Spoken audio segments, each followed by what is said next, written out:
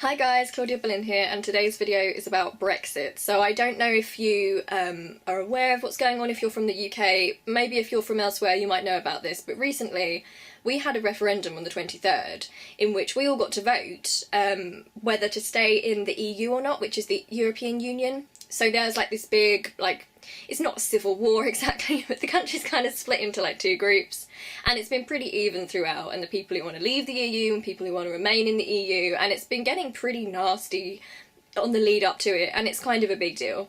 So I watched the results unfold. I stayed up all night, so I stayed up till 5 o'clock in the morning to see what was going on, and I was pretty upset with the result. So I'm someone who believes that we should have remained. We did not. We voted to leave. We voted to Brexit. Brexit means Britain exit or Britain's exit. But sometimes people use that wrongly, like in a grammatical sense, so it gets confusing. But anyway, Brexit means we have Brexited, or yeah, anyway.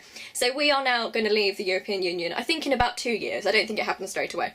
But anyway, yeah, I was quite upset about it, but it's just this big complicated situation. I should say as well, this is just an opinion video.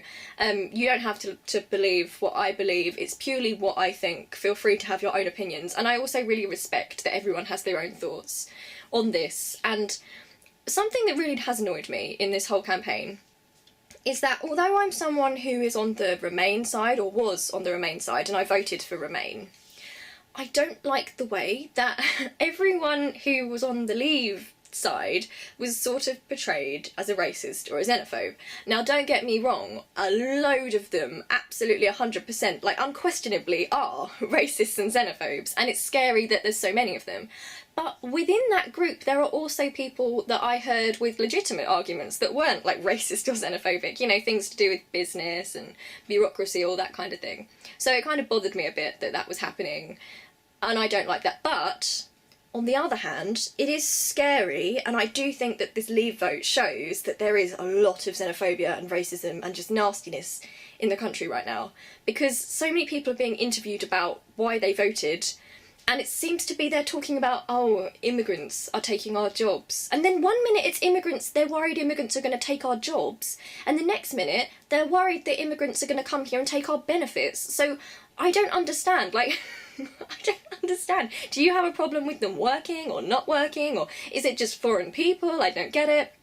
But it comes in different stages, so not everyone on the Leave campaign is like xenophobic or racist. But the scary thing is that the leaders of that campaign were kind of like Boris Johnson and Nigel Farage. Now, Boris Johnson, I don't know what I think of him, because his persona is weirdly lovable on a very surface level.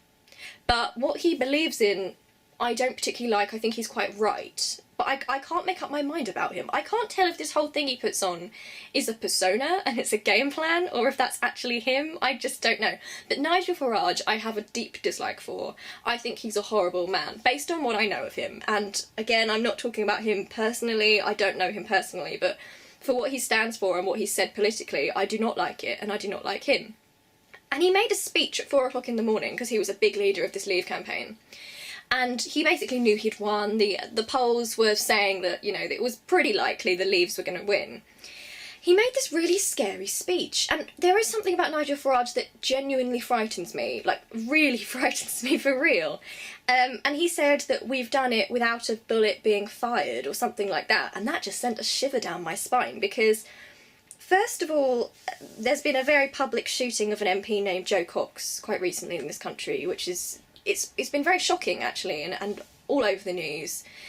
She was shot dead by someone yelling Britain first. We don't know what his motivations were. He was like a white nationalist, that kind of thing. But, you know, so that, it kind of felt, lots of people were annoyed because it felt like he was forgetting about that. But for me, the reason I found it really disturbing is that the way he said it, it was like, we did it without even a bullet being fired, as if we hadn't done it, we would have had to go to the next stage, but luckily they've gone along with it, so we didn't have to. Which is just, ugh. There is something about Nigel Farage, and I think it's the fact that he appeals to people, like he puts on this persona that he can really appeal to people, and he is undoubtedly a very socially intelligent man, because he can appeal to people from all different demographics. But I'm just very wary of someone who uses that charisma and sort of uses that I'm one of the people kind of thing to push horrible propaganda, and I really don't like it. I mean, there was that recent poster for the Leave campaign, or it might have been a UKIP poster, but it was horrible. I think it had Syrian refugees on it, and it was really reminiscent of like Nazi propaganda, and lots of people were saying, that's awful, like I can't believe that they've done that, but they did. He just puts this everyday charismatic face on xenophobia and people believe him. And it surprises me that so many people don't see through him, but they don't. Like, they really do think he's legit, and it's really scary. It scares me because obviously I can understand people people being angry at the establishment and being angry at the way politics has gone. I think we're all very angry at that, about feeling like it's kind of out of our hands. But it's dangerous because those people are in that position where they're very easily manipulated into some very horrible things. And I blame those people, but I also blame the people like Nigel Farage who kind of put this everyday smiling, I'm not racist or anything, face on their xenophobia. And he scares me a lot. And it scares me how many people I'm seeing who I've known who are saying things like, yeah, Nigel Farage is exactly what British politics needs. He's really shaking it up. Like, that's one in the eye for the establishment. Yeah, it's one in the eye for the establishment, but it's also one in the eye for, like, immigrants and refugees and people who need help. I think it's scary. Now, something else which has really annoyed me as well is the fact that after the vote has been, like, announced, we're now finding people who voted who say they regret their vote. Like, people who say, this is what I can't understand, and I know I respect democracy 100% and I would never do this, but like, I remember thinking when I saw this, like, you should have your vote taken away from you, you should have your privileges of voting taken, because they childishly, a lot of them said, oh yeah, I voted leave, but I didn't think we would leave, and that's why I voted. I wanted us to remain, but I voted leave as a protest vote. What do you think this referendum is? You have a vote. I don't understand people who vote that way. And now they're saying, oh, if I could have voted again, I would have voted for Remain. Well, you've lost your chance. Oh God, it makes me so angry. And again, I'm more angry with those people than the people who legitimately want to leave, because they have the right to think that.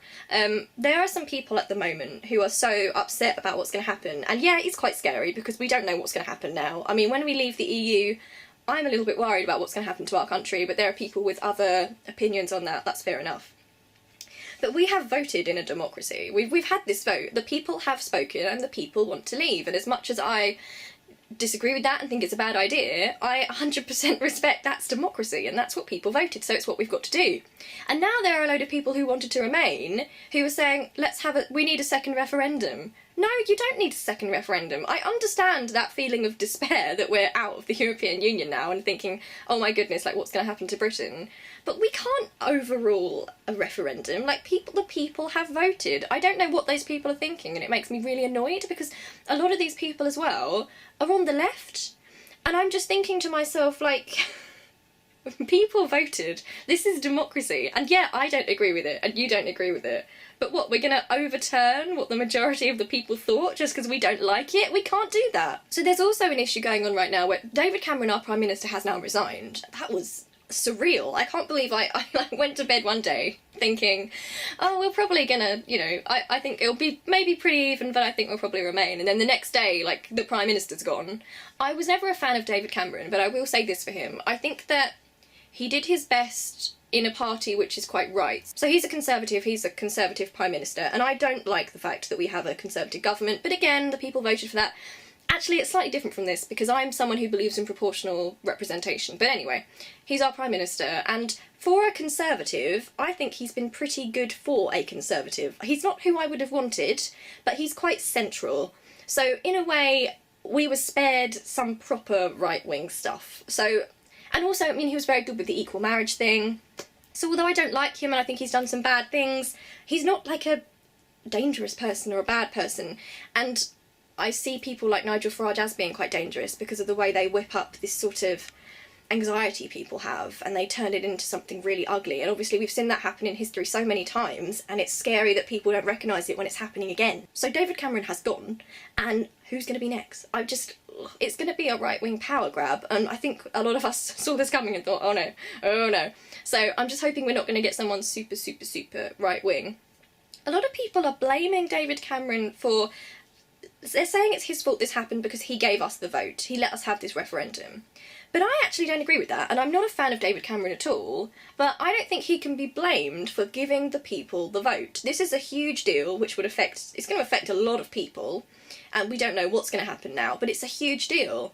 And I think that it's not his fault for giving us the choice. If we voted to leave, that's not on him. I really don't think it is, and I know a lot of people on the left disagree with me, but I'm just putting aside all this sort of, you know, Labour versus the Tory stuff and really thinking about it and just thinking, no, he gave us the choice, and the country, they decided the opposite of what he wanted. That's not his fault. Something else which really worries me is that the Labour Party, I don't know how I feel about the Labour Party, because I voted Green at the last election, and I'm very pro the Green Party, but I've really been impressed with Jeremy Corbyn, and I'm a huge fan of him. A lot of you guys probably know I'm quite left. And I like his politics because I think he's kind. I like the way he doesn't get into personal attacks. I feel like he cares. I feel like he has a lot of empathy for people, and that's the sort of politics I like. And I'm very, very annoyed and just... I can't believe that the Labour Party have taken this time to suddenly attack him because they want him out. 2 of them have registered a vote of no confidence in him. There might be a secret ballot. That is ridiculous. He was voted leader of the Labour Party. It's like they've been waiting all this time. Labour's like a mess at the moment, which is partly why I left and why I support the Greens now.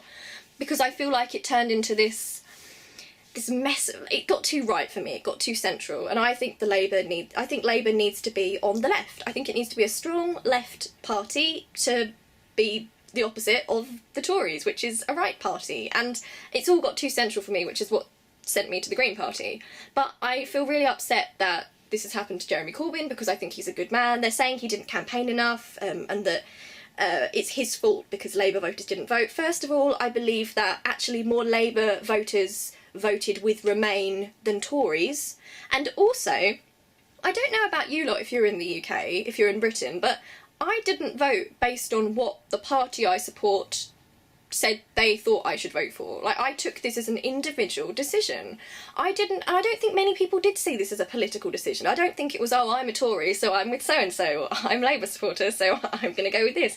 I think it was a very individual decision, so I just don't like this, and it scares me because the Labour Party have taken this time right now to sort of get their claws into Jeremy Corbyn because they've wanted him out for ages. There's lots of Blairites left in there, there's lots of more central Labour people who are quite threatened by Jeremy Corbyn, who's quite left, his politics, and they've just taken this opportunity, and for me it seems like the worst time to attack. Like, maybe that will give them some power, like they've been watching a lot of Game of Thrones there.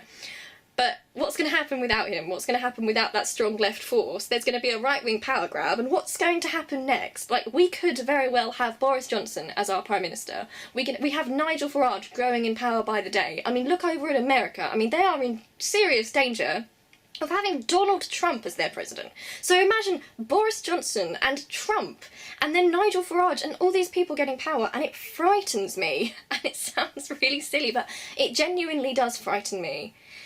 And it's just, I think it's just a shock what's happened. Everything's happened so quickly, and it's a shock to me that Leave won because I didn't think they would. And I respect it. I respect that that is democracy, and it's what the people wanted, but it scares me that so many people wanted that because the reasons so many people did want that were for reasons which I find unpalatable.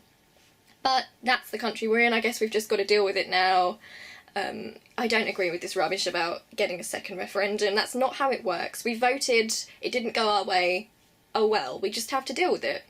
Anyway, so that's what I think about the whole Brexit or, you know, Remain Leave thing. I voted Remain, and I felt quite strongly that Remain was the best course of action, but it's complicated, and I don't think it's as simple that all the people who voted Leave are racist or xenophobic, but I do think that a lot of them are, and I think that's quite scary. But there are some that are, you know, legit, so I don't want to be like, oh, you voted Leave, you're a xenophobe. It's not as simple as that, but a lot of them are. And God, those people that decided to use their protest vote and now are unhappy with their vote.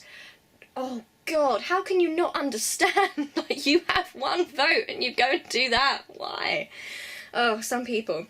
But this is democracy, and these people have their vote, and we just got to live with it, even if it is the most frustrating thing in the world. Okay, I love you loads. I would be interested to hear your thoughts on like what's happening in Britain right now. Please let's not have any like horrible, awful, abusive arguments. Like, I respect if you have a different opinion to me, that's fine, and hopefully we can respect everyone's opinion there. But I would be interested to hear like maybe what you voted, if you're okay to say that, and why, and what you think of what's going on, because there's so much to talk about. I'd be really interested to hear it, but please let's not let this get nasty, because there's no point. Let's not even go there. Let's respect each other's opinions. Okay, I love you loads. I hope everything's going to be okay in Britain now, but I don't know. I worry. Anyway, I love you loads. I'll see you really soon. Bye.